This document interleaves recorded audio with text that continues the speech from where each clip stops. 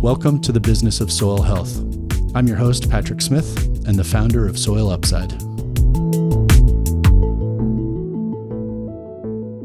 I'm really happy to have Matt Rohlik here with us today. He's the managing director of sales and strategic partnerships at ARVA Intelligence. Welcome, Matt. Hi, how are you doing today? I'm doing great. That's a mouthful of a title. Tell me a little bit more about what you do and your background, how you got here. Sure thing, Patrick. My background is I grew up on a farm. And when I went to college, things were tight in the farm community. So those who have a few gray hairs remember loan deficiency payments around the turn of the century. That was a tough time. And so I went into banking and finance and then ended up coming back into precision ag, where I've worked since coming out of college pretty much. Worked for a John Deere dealership, did a couple ag tech startups, and farm here in Minnesota, and have some cows and those kind of things. And now my day-to-day operation is commercializing agronomic optimization for the environmental asset benefits that farmers can do to bring into the supply chain, either for CPGs or consumer packaged good or end buyers, depending on the commodity. All right. So let's unpack some of that jargon a little bit. Yep. Commercializing. What was that phrase again? We're commercializing the business, but what we do is look at agronomic optimization. So we partner on the supply side of the market. We partner with trusted advisors who are providing agronomic solutions to farmers. The best way or the quickest way we can get to sustainably grown crops is through agronomy, whether that is through nitrogen efficiency, phosphorus, potassium. It could include cover crops. It could include tillage practices. The old adage of more with less, having better genetics in the crops that we plant, watering, all different kinds of things. We partner with groups that can help advise farmers for that. And then we originate environmental assets that are sustainable claims, scope 3 emission reductions or insets, and carbon offsets, CI scores, that then can be used into consumer packaged good companies, end buyer companies, biofuel plants, or oil and gas companies for that matter. All right, cool. So on the one side, you have trusted advisors for growers. So I'm assuming this is agronomists, whether that's independent CCAs or working for ag retailers or the folks that are advising growers on agronomic practices. And then you originate ecosystem assets. So this is carbon credits and inset programs and carbon intensity scores. So you have all of this infrastructure around ecosystem asset quantification. And then you sell that to the buyers, whether that's CPGs or offset purchasers or anybody else on the buy side of the ecosystem asset market. That's correct, sir. Tell us more about what you're seeing. Let's dig in. The things that I'm really most interested in talking to you about: insets, offsets, carbon intensity, just small topics. We can cover that quickly, right? Yeah. All right. So let's go through those one at a time. So the inset market at the highest level, this is CPG brands, mostly CPG brands. I guess it could be any ag dependent business, food, fiber, fashion, cosmetics. Any ag dependent business is wanting to reduce their carbon footprint, primarily carbon, but also they're looking at other ecosystem impacts. And so they have programs where they're cooperating with growers and they're incenting growers to change practices to one degree or another. Is that a good high level description? That's a very good high level. Yes. Okay, great. Absolutely. And you've in other interviews that I've heard you speak or discuss this, you've talked about a really remarkable number of these programs, at least potential programs that are preparing to be operationalized. Can you talk about that a little bit? I'll say some numbers. Nobody can hold me to them because the numbers change just about daily. But in the last 3 months, we've seen science-based target initiatives, or what's called SBTI, go from around 6,500 to 8,000. That's 1,500 basically new companies in the last 3 months that have set some type of initiative out there. Of them, about 18 to 20% are ag specific. Here in the U.S., that number of those 20%, which is roughly 1,800 to 2,000 companies, about 980 of them here just in North America that have set some. These are all obviously rough numbers on stuff. They all have initiatives. They all have items that they want to tackle and go after. And some of them are, looking for sustainably sourced commodities. Some of them are looking for whether that's pork, beef, or poultry. It can be textiles, as you alluded to, as well. And these are major brand companies that we're all very much aware of. We drink their pop every day, or their water, or eat their food that is touched by them in some way, shape, or form, or the suppliers that get to that.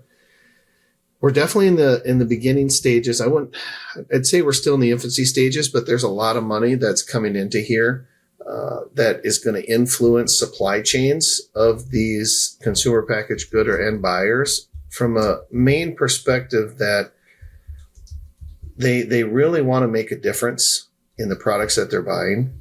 The demographics of who are buying, we always like to call them our urban cousins. Which, I'm right here. You can talk to me. That's right. We don't get to see that.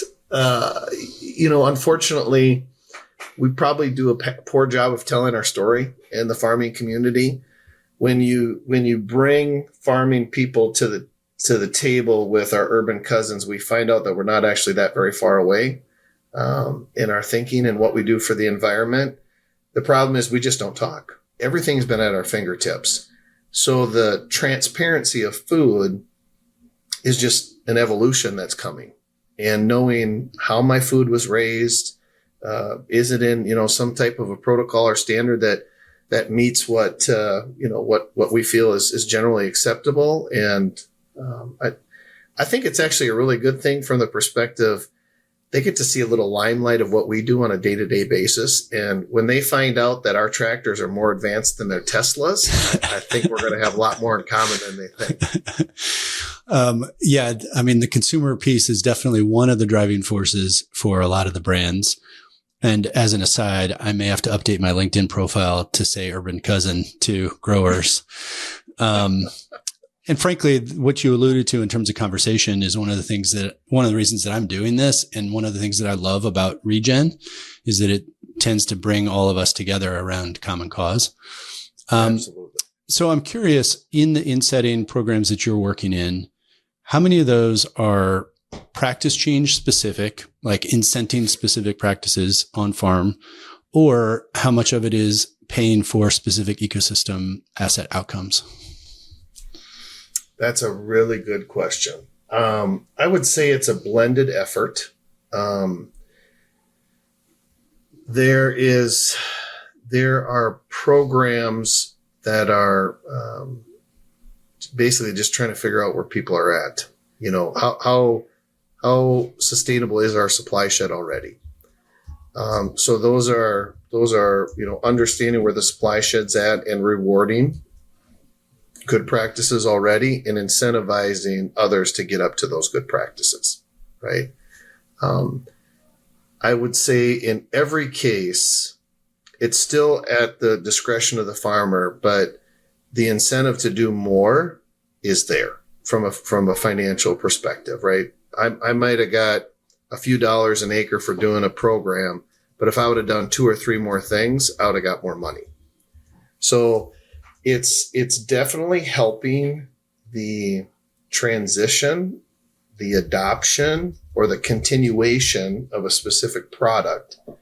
And whether that is for the regenerative ag portion, or if that's for nutrient density of the crop, I think that there's a lot of indicators that would say those are going hand in hand.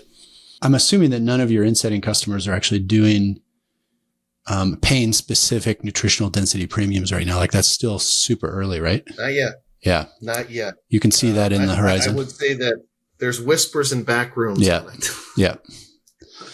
Yeah, that would be sort of a fourth category here, like insets, offsets, carbon intensity, and nutritional density. Yeah, it feels very nascent, but everybody inside a CPG brand who I hear talk about nutritional density is really, really enthusiastic about that as almost one of the ultimate outcomes of these management practices.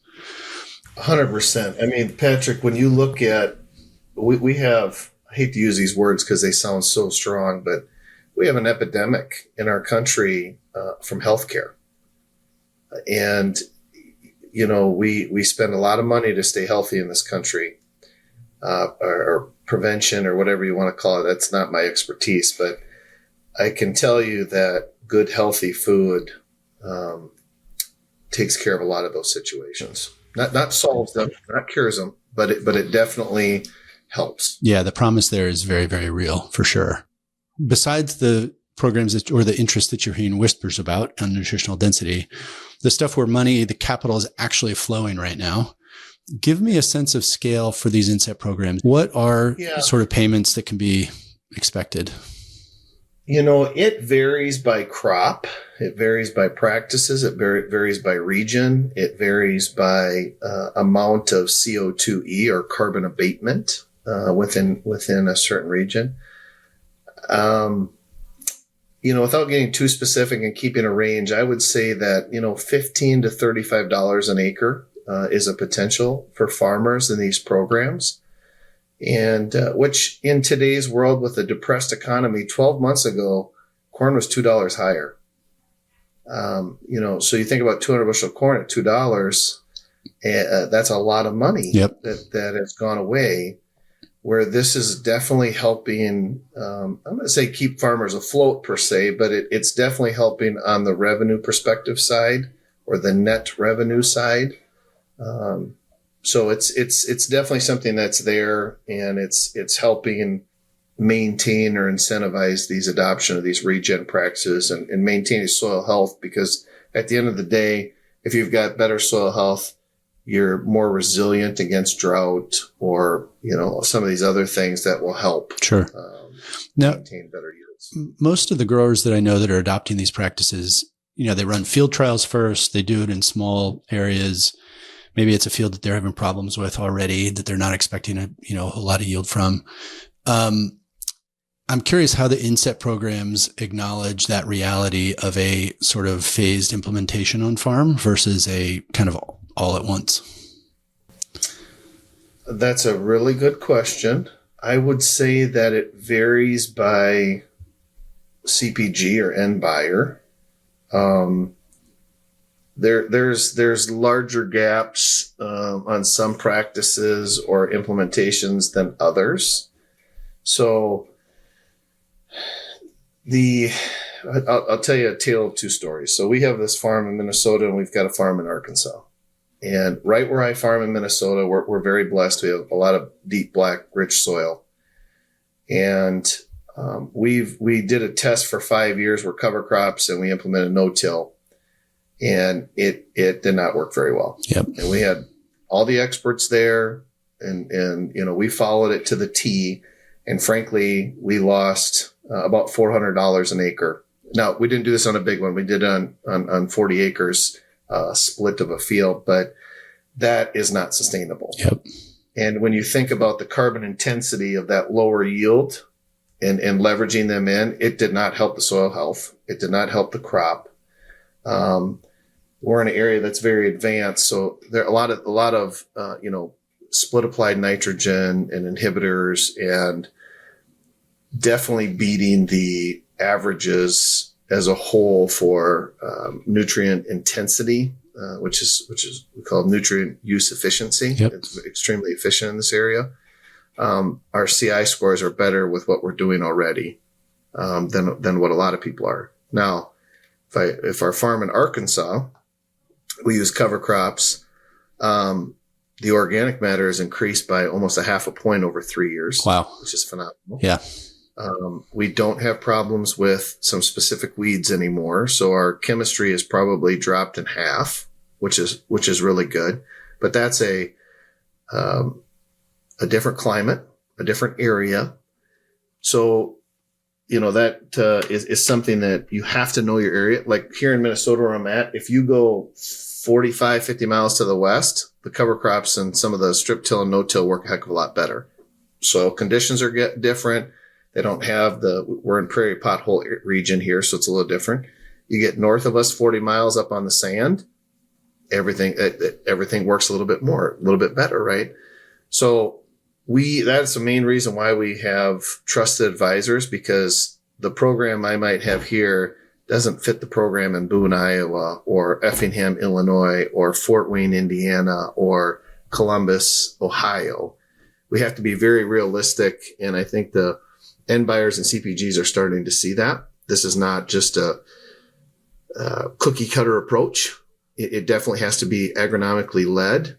And as we go down the path, things like biologicals, humics and fulvics, which most people don't even know what they are in the CPG world, they're building soil health.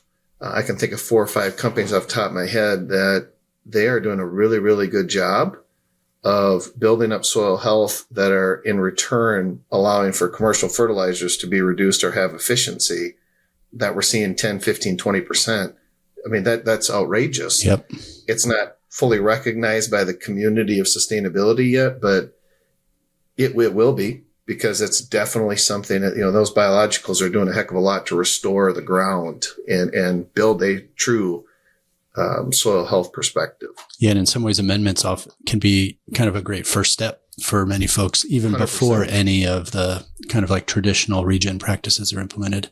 Absolutely. I think you're touching on a really important topic here, which is grower autonomy and potential paternalistic kind of dictates from customers.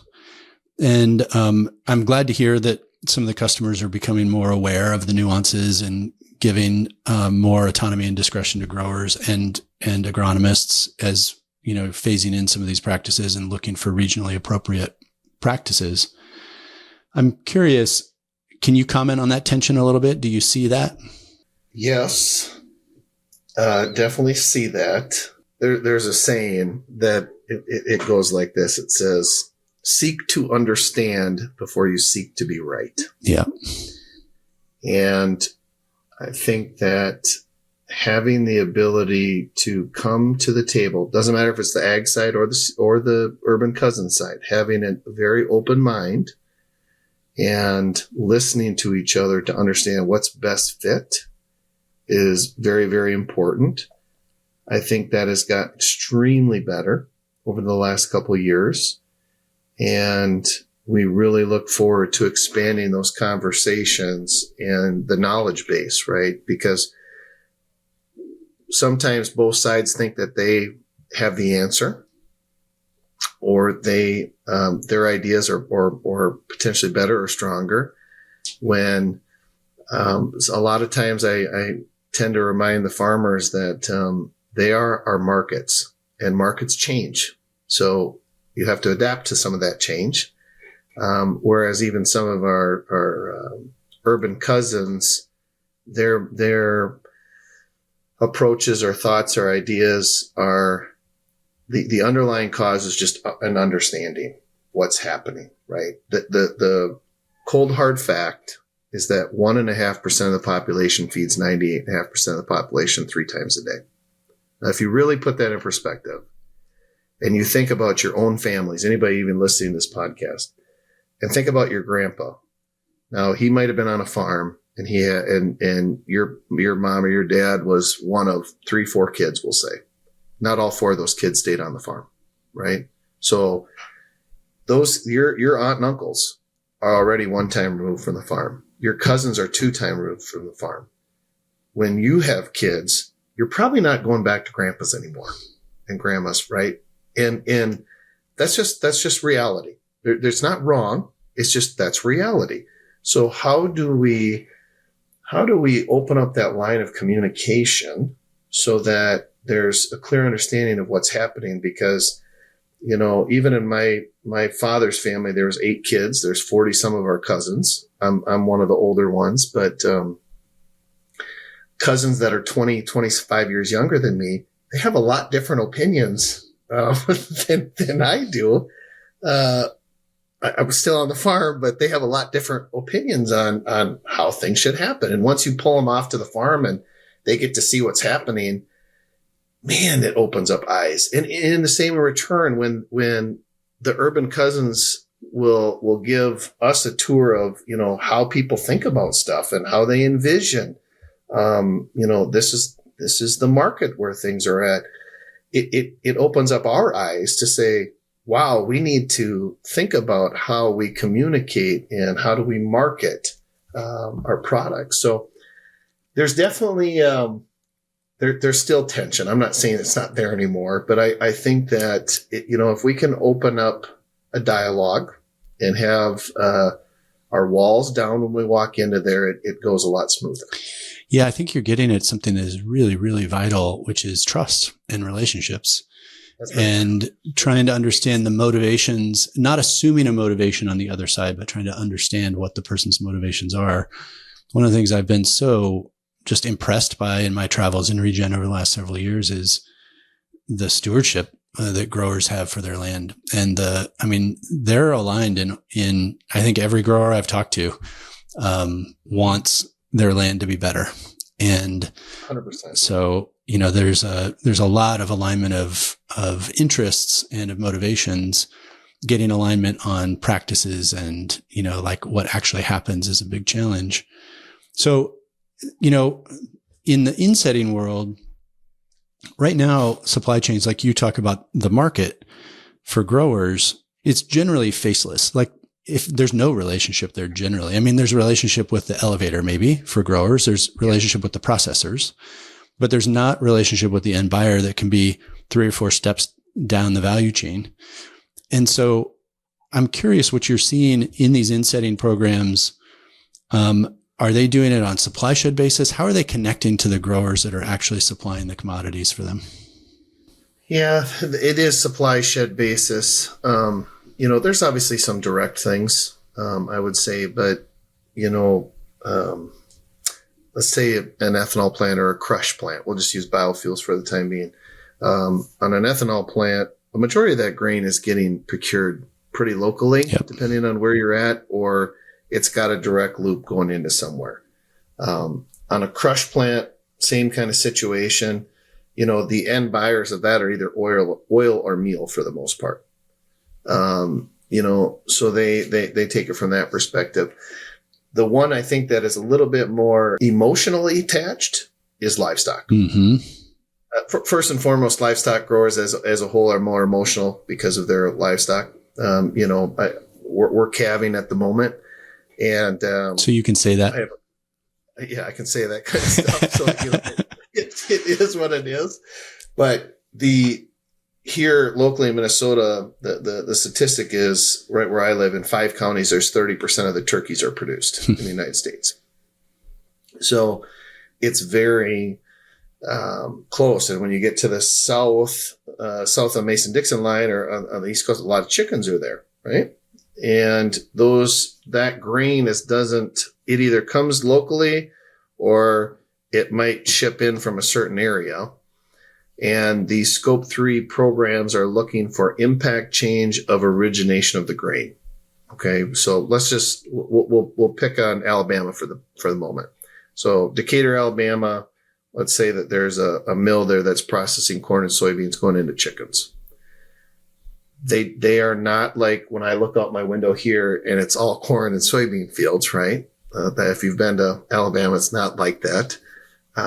So they probably, let's just say for hypothetically, they take 30% of the grain there. Okay. 30% gets procured locally to feed those chickens. 70% in that case, that grain actually comes from Southern Illinois. And it comes in on the CSX rail.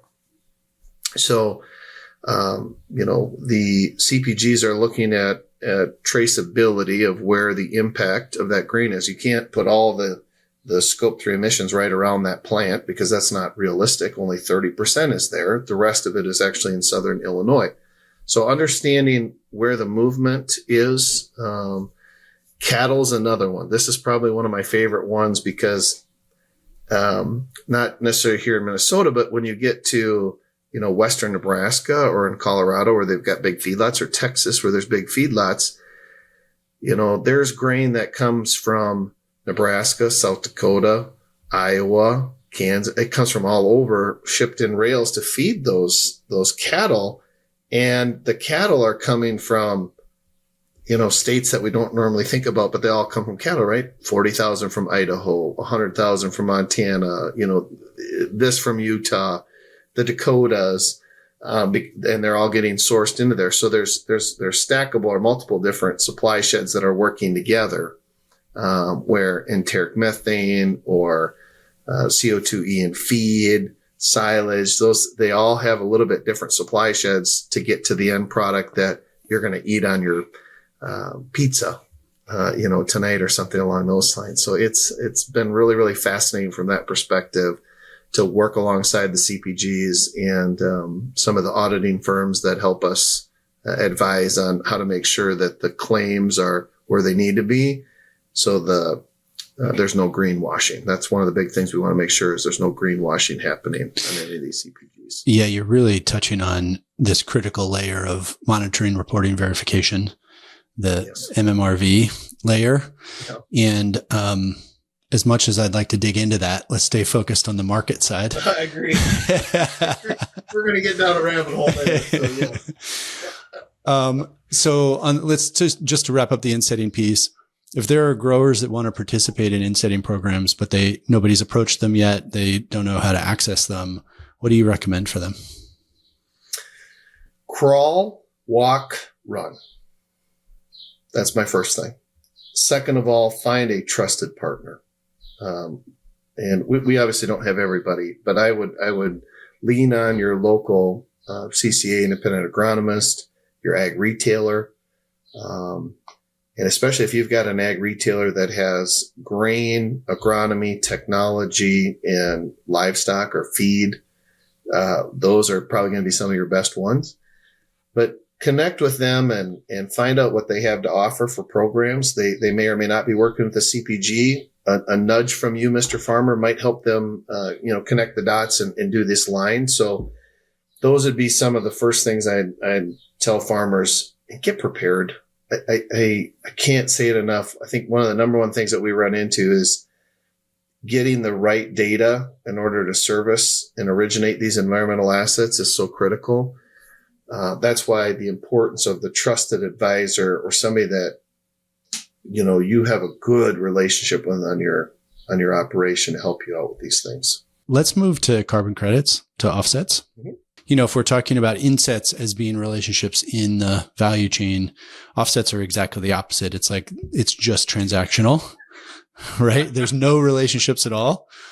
And, and who knows who's going to be buying these offsets once they're minted. Where do you fit in the stack of the carbon credit sort of ecosystem, from protocol to carbon developer to buyer? Yeah.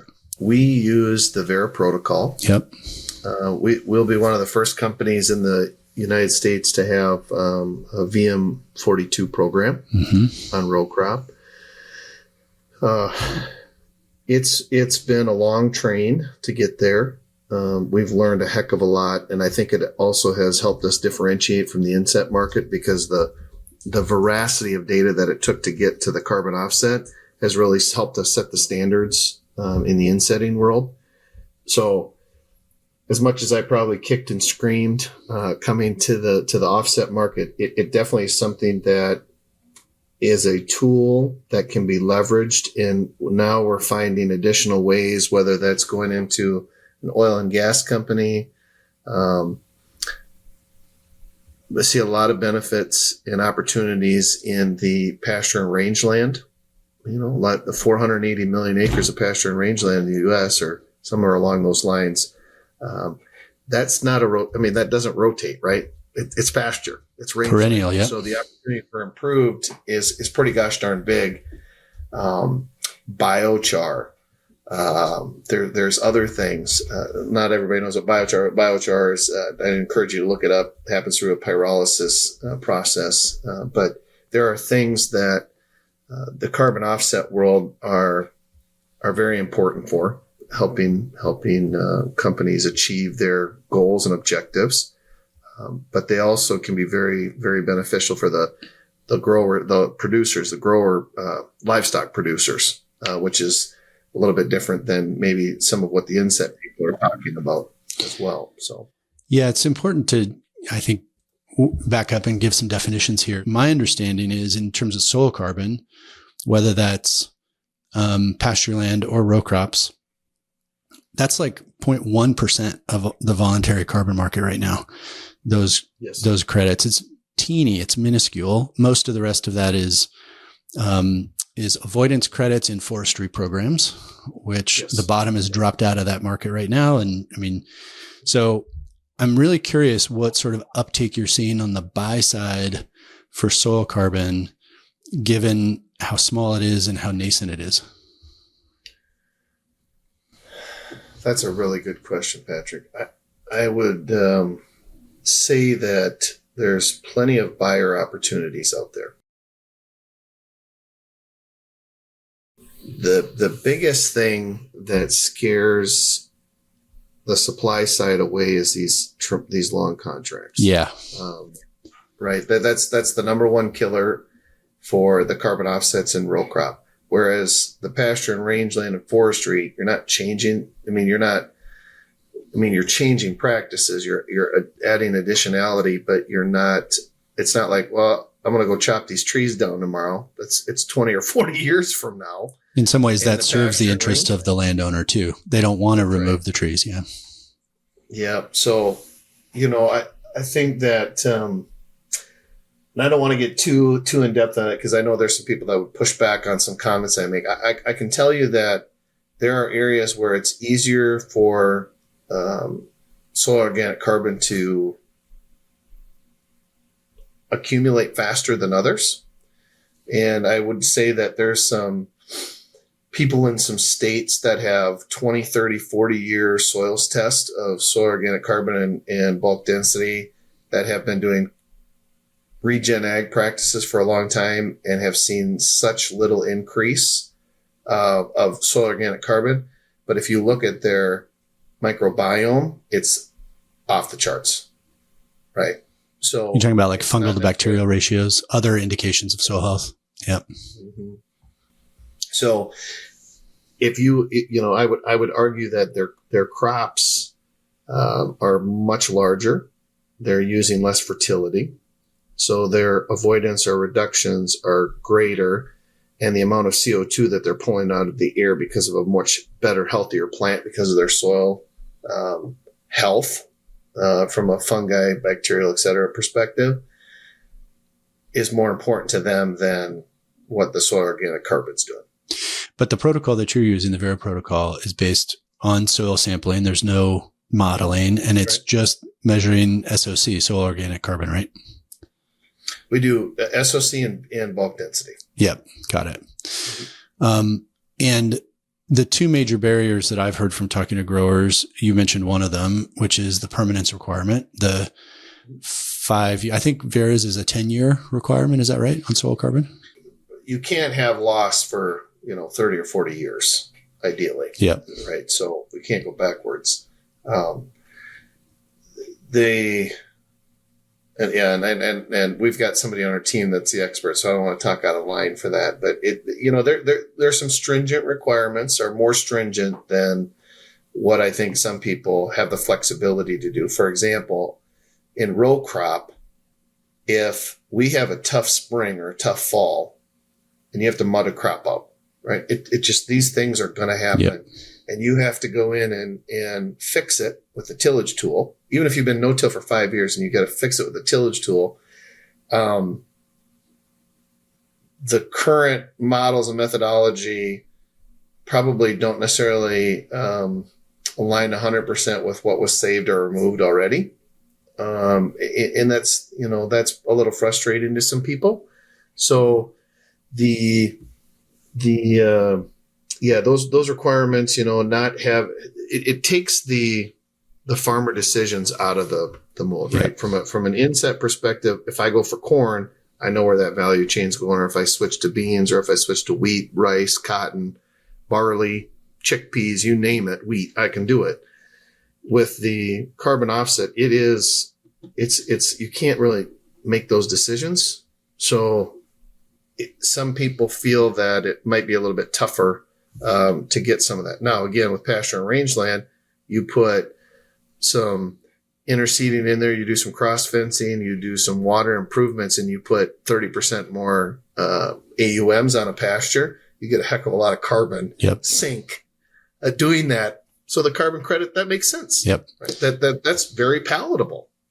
So to read between the lines a little bit, you're getting more uptake on the pasture land side for carbon credits than you are on the row crop side. I'll say, I would say that it still is at the farmer, producer, grower level, but I would say that is where it appears the most interest is. Yes. Yeah, got it. So in the last of these three topics, carbon intensity, it seems like, carbon intensity solves a lot of the problems that in the criticisms of the carbon offset market.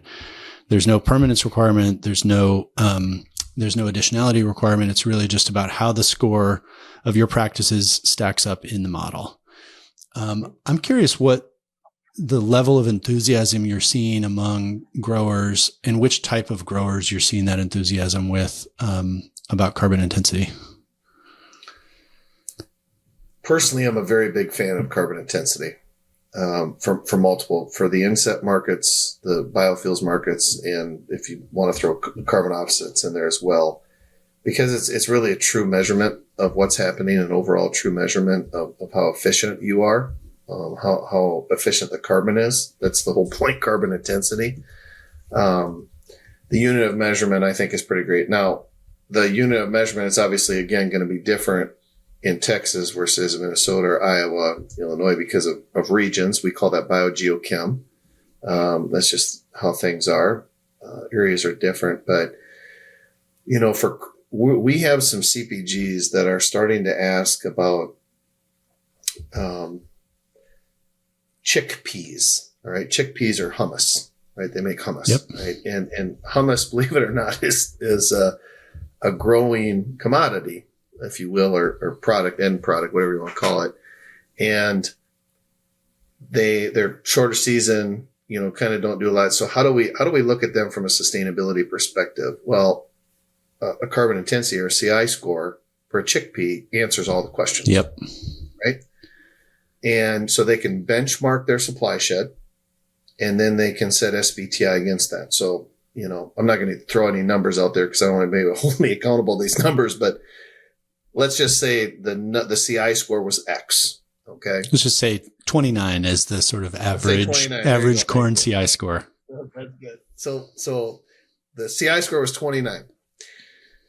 The CPG can then say, we're going to lower our CI score by 10% by 2027 or by 2050. We're going to get it 25% by this, and we're going to get it to X by 2050.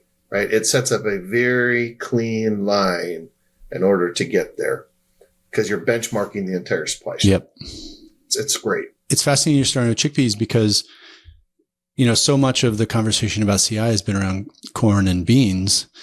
And one of the things that has seemed obvious to me is that this is very applicable to every commodity.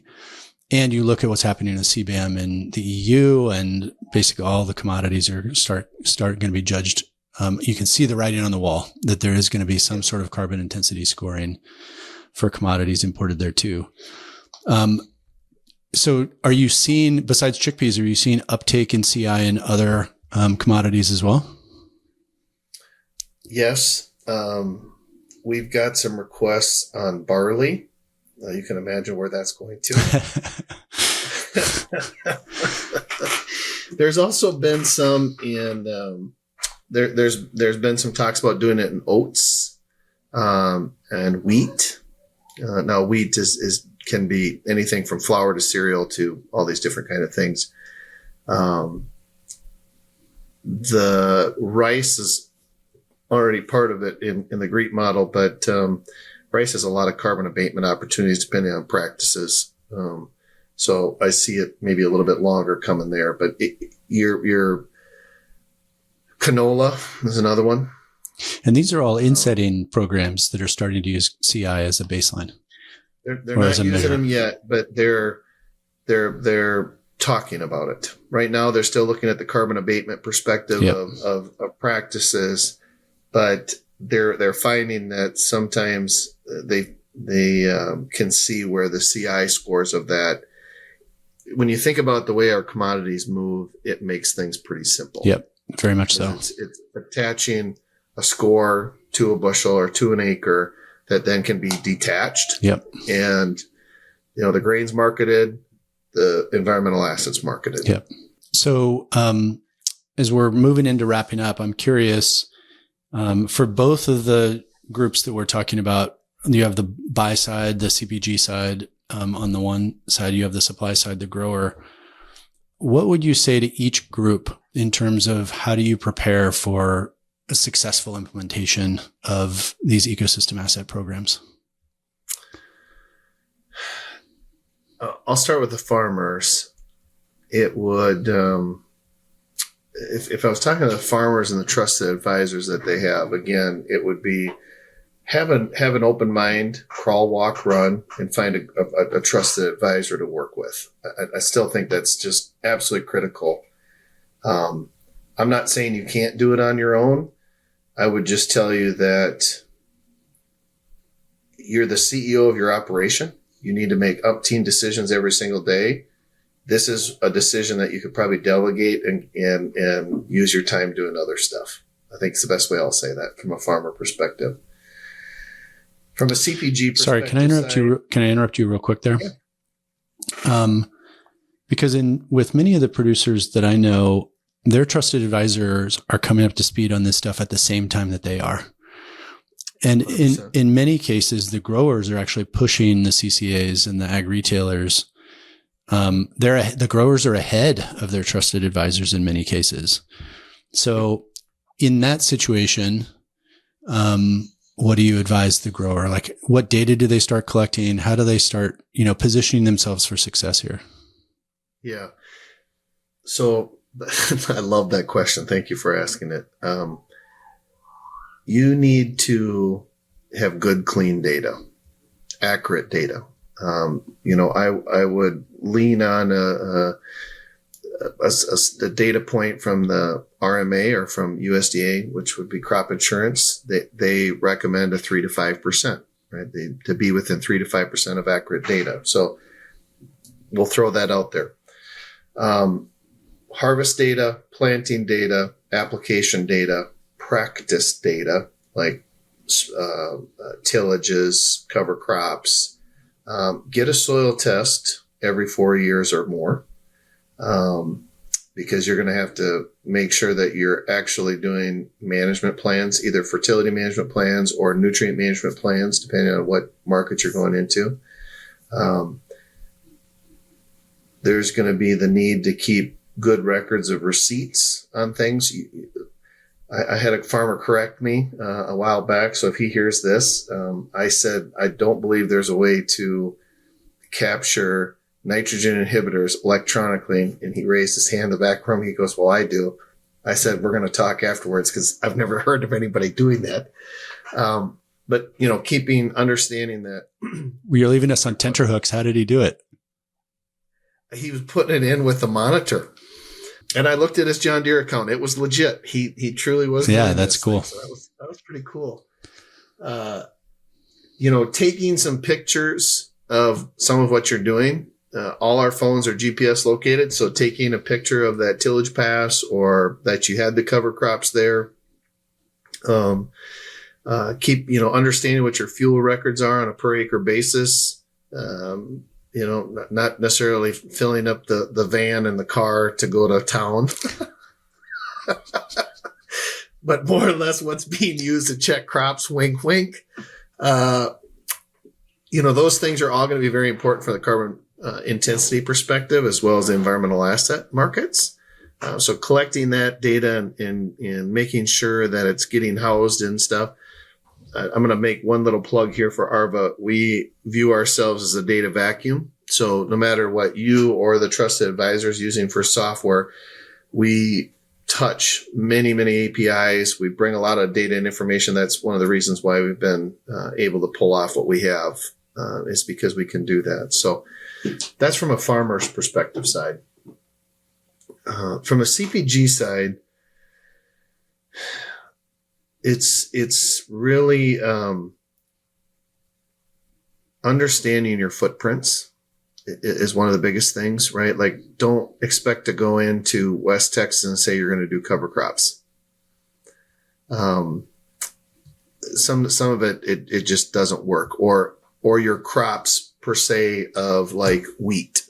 If you put the wrong cover crop on wheat and you actually have to put more nitrogen on to make up for the nitrogen that the cover crop pulled, you'll have lower quality wheat. You won't be able to make bread out of that. So, you understand what the asks are of the crops that you're working on, and so that it doesn't hurt your own supply shed. We don't want that to happen, right? You still got to have product every day.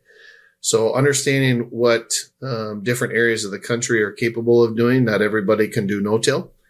Not everybody can do split applied, just because, you may be able to, but if you've ever been to Walla Walla, Washington, and you've been up and down those hills, it makes it a little difficult to do some of that stuff, right? So depending on where you're at, or in flooded irrigation perspective areas, some of that stuff is not realistic. So understanding those areas is one. Meeting the farmers where they're at is another one. Working with good, trusted partners. Obviously, ARVA is one, but there's others that are out there that are going to give you good information, auditable information that you can stand behind and not be accused of doing things not by the book, so to speak. So there's a lot of opportunities out there.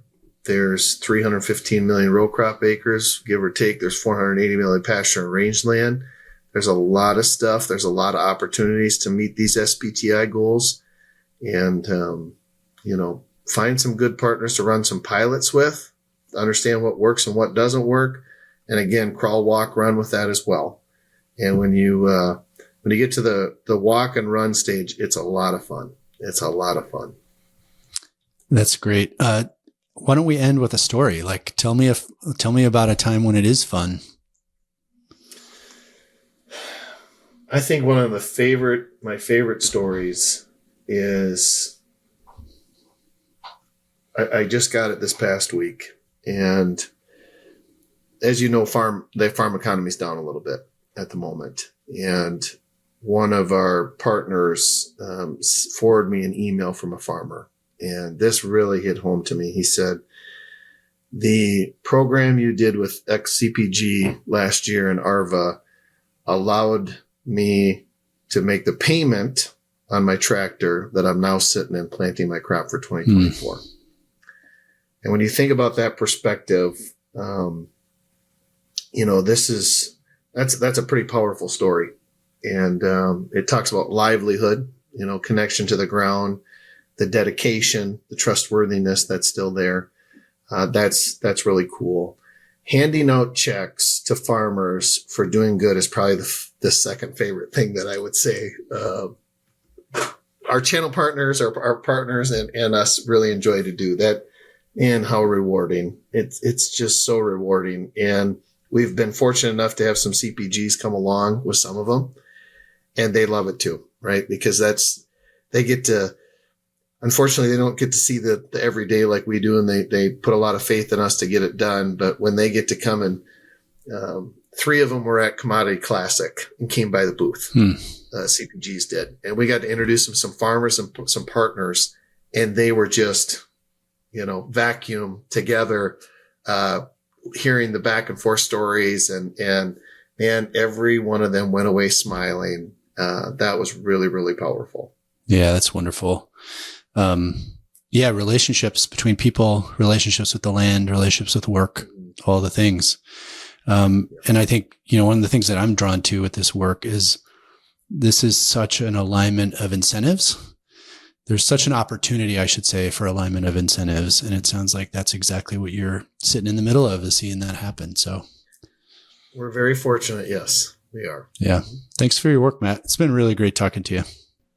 Yeah. Thank you, Patrick. I appreciate it. Thanks for listening to this episode of The Business of Soil Health.